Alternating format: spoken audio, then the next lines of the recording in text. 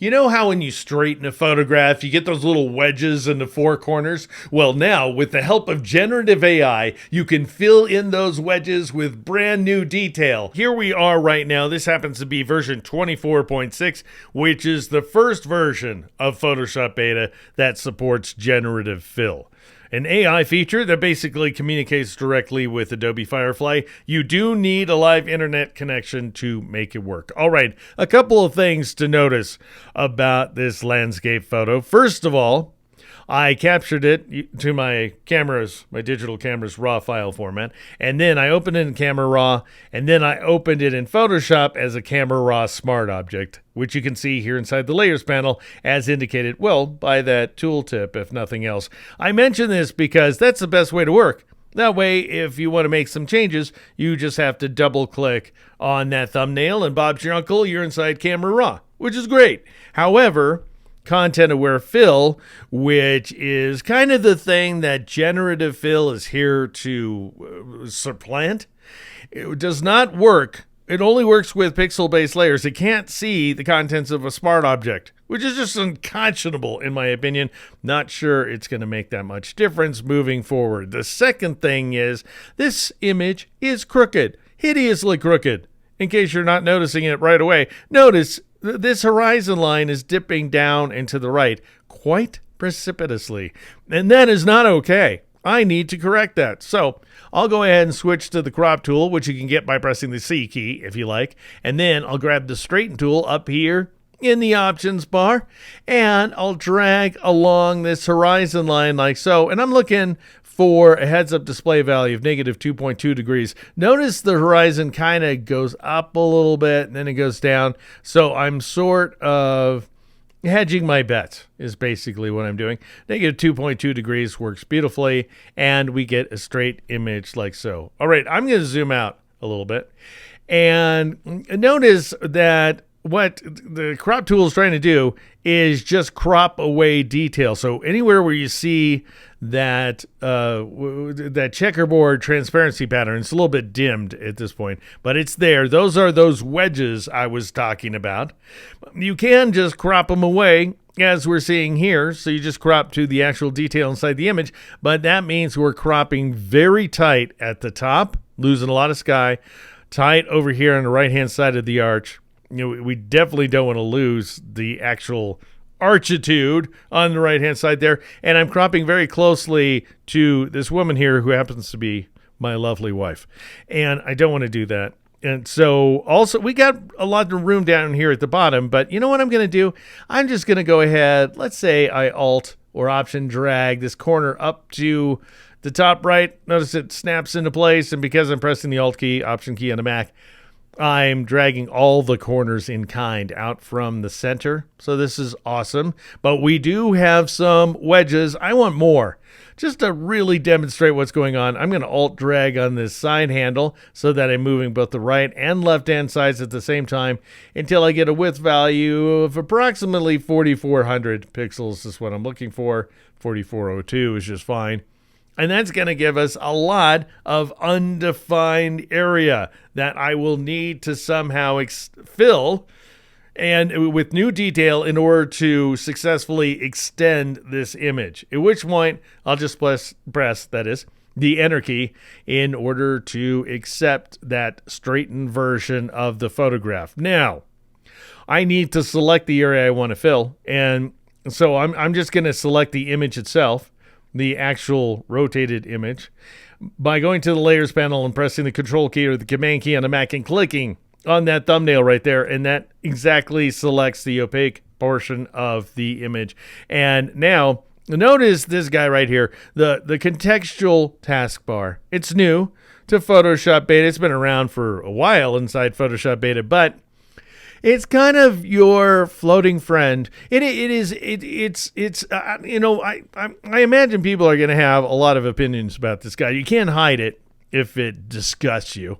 So that's an option. But basically, it's another context-sensitive. Up here in the options bar, we have context-sensitive options that vary according to the selected tool. So notice if I switch from the crop tool to the rectangular marquee tool, those options change up there in the options bar. Whereas here in the contextual taskbar, It's more context sensitive to what's going on inside the image. So a different kind of context sensitive, if you will. And notice right there that we have, by the way, if you're not seeing it, you go to the window menu and choose this guy down here, contextual taskbar. But I digress.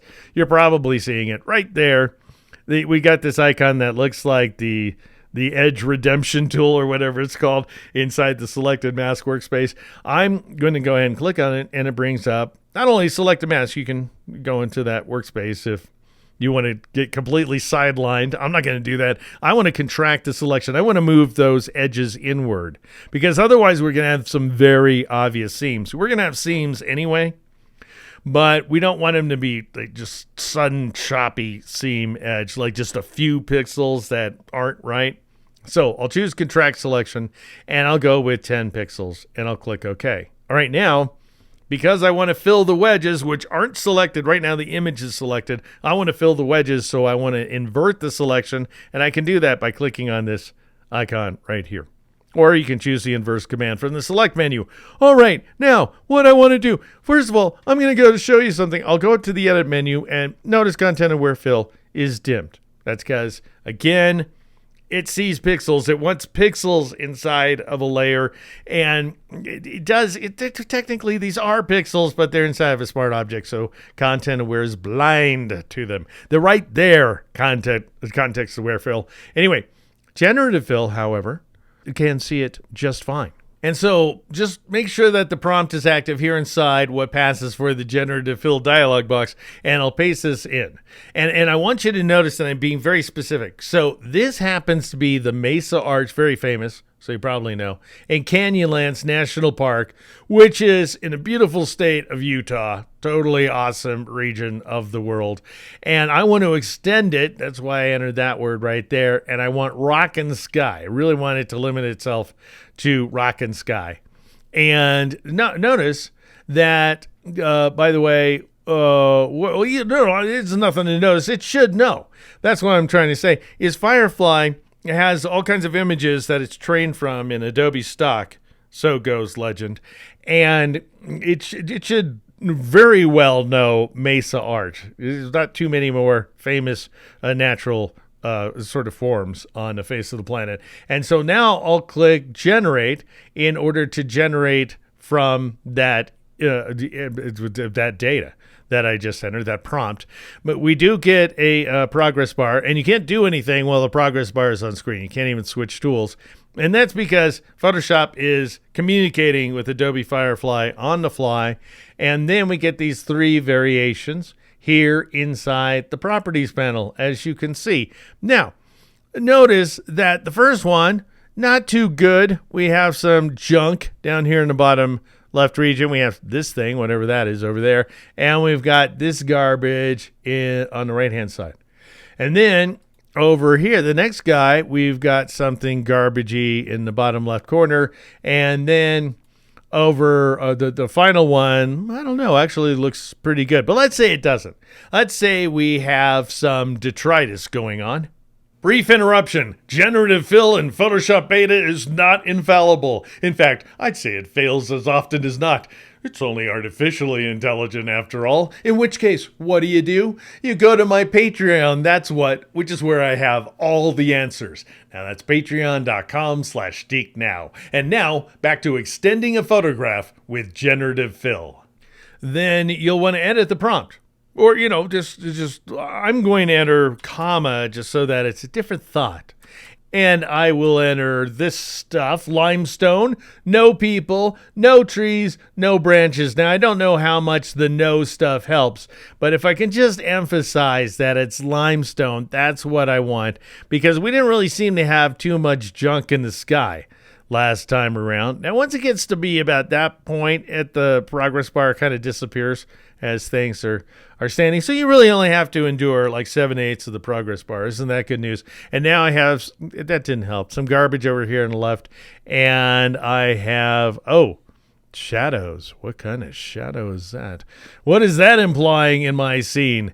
And then I have that. All right, you know what? Obviously, that third one that I showed you is the best. Now, I do want to show you that just because it's the best doesn't mean that it's all that great. I really want you to know that the strongness, the strength of this new feature of Generative Fill, and I want you to know its weaknesses. So I'm gonna zoom in here right there, and you can see that we have this nicely transitioning rock. So this is the new stuff. So I want you to show you. There's the old stuff, the existing stuff in the photograph, and there's the new stuff right here. And it's pretty great. One of the things you're not going to see is repeated details, the way you do with cloning or with healing or with content-aware fill. So it is going to be new stuff. And with any luck, this is what's so great about giving it this specific prompt. With any luck, it actually knows this region of the world and it's able to fill in some detail accordingly, because there must be a zillion photographs that Firefly has seen of Mesa Arch. However, notice that it's kind of gummy. It's like gummy and blurry.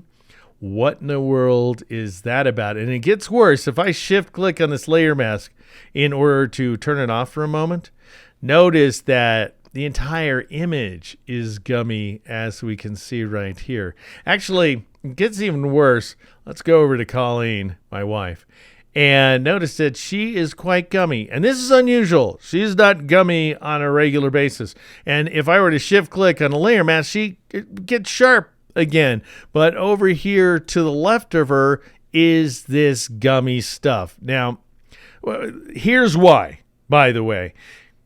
This is AI. In AI, in the Firefly AI, when you give it a prompt, it maxes out between 2 and maybe 4 megapixels.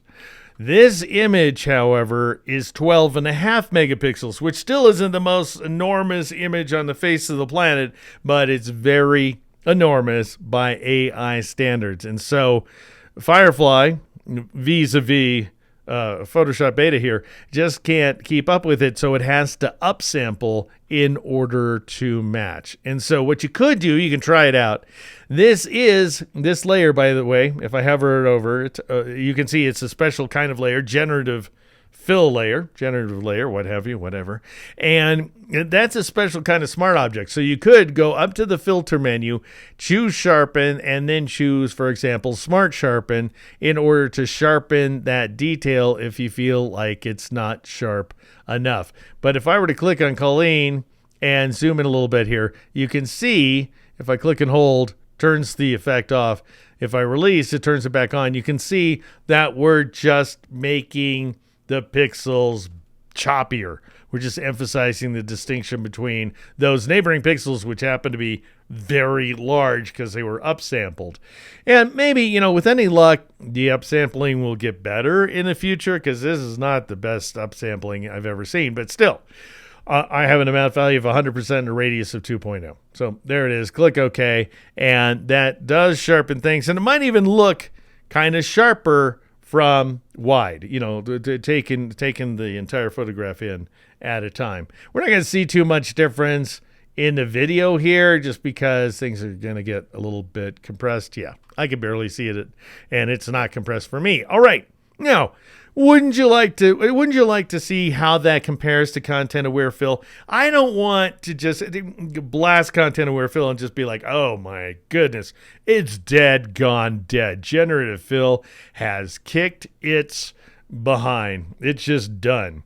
Well, that's not actually quite true. So I'm going to right-click inside this filter mask, just because I need more room inside the layers panel, and I'm going to take this layer right here, and I'm going to copy it, just its pixels. So I'll press Control A, Command A on the Mac.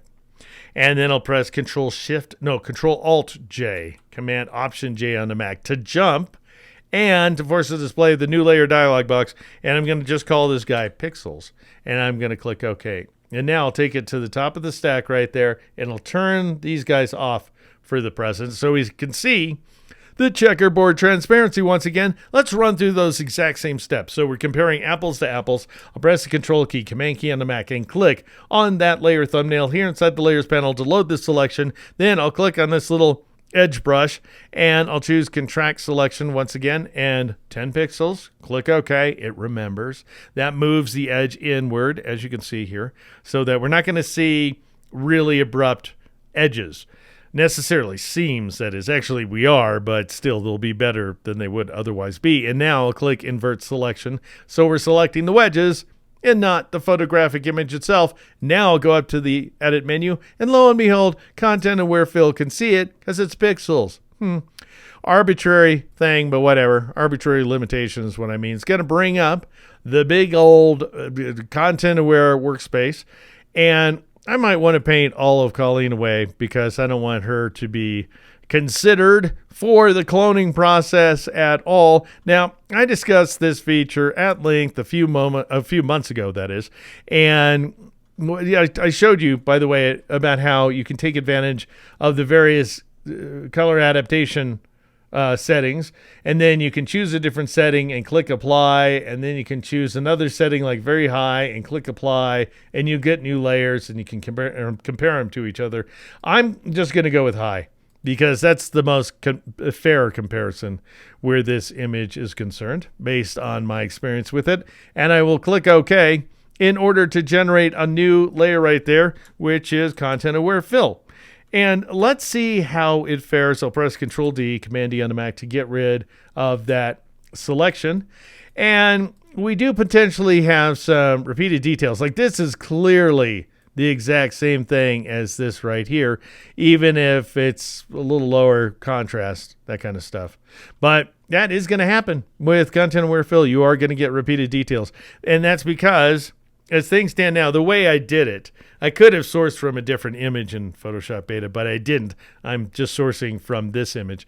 And as a result, we get repeats. So this guy is repeating right here, for example, and so forth. And we get, look at that seam right there. That's a pretty bad seam going up and down right here. Now you could try to fix the seam with your old buddy, the spot healing brush tool. Those of you who prefer a clone stamp, which just clones and doesn't do any healing, you can go that route as well. But what I'm going to do is just make sure sample layers is turned on up here in the options bar, and I'll just kind of paint along this edge in order to see if it can kind of blur away the seam. It actually created a new seam right there on that edge, but hey, I got rid of the old seam in favor of a new one. Maybe I need to reduce the size of my cursor. Try again. These seams are really obvious in the rock. They are not as obvious in the sky. In fact, I would go so far as to say they're non-existent. I don't know if that's really true. Let's bring up the navigator panel for a second and go over to this side of the image. And now, oh my God, that seam is so brutal right there. And you might say, well, why didn't you feather the selection before you applied content aware fill? Because that makes for goop. That gives, instead of a nice seam, which is at least obvious, at least it's authoritative, right? You end up getting kind of a goopy edge that doesn't make any sense. So, you have to paint, and if nothing else, I'm demonstrating here that this is more work. However, it's worth noting, even though we have repeated edges, repeated details, this is really an obvious repeat of this right here, so I paint over it, that kind of stuff. You'd have to go back and forth like you have for years now. The thing is, even though I will say Generative Fill will supplant content aware. I believe it with all my heart. I'm not using my heart. I'm using my brain and my experience with these features so far and my knowledge of AI in general, which is so extensive. Anyway, the great thing is at least it's matching the resolution, right? We don't have a sudden resolution change, whereas if I turn these layers back on, turn these layers off, you can see that we have a terrific change in terms of the resolution of that detail. And that's it, friends. I'm going to press Shift F to switch to the full screen mode. Oh, didn't press the right keyboard combination.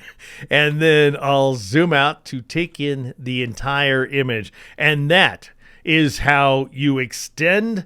You take a photograph that's crooked in the first place, especially a landscape photo. You extend it, and you extend it, by the way, you straighten it first, and then you extend it using the immense power, low resolution, but still immense power of Generative Fill, AI Generative Fill, working here inside Photoshop Beta. Thank you so much for watching. Feel free to like, subscribe, and turn on notifications. For Generative Fill fails, complete with solutions, join me at patreon.com/DeekNow. And then go to Deek.com and sign up for my newsletter. I'm Deke McClellan. This is Deek Now.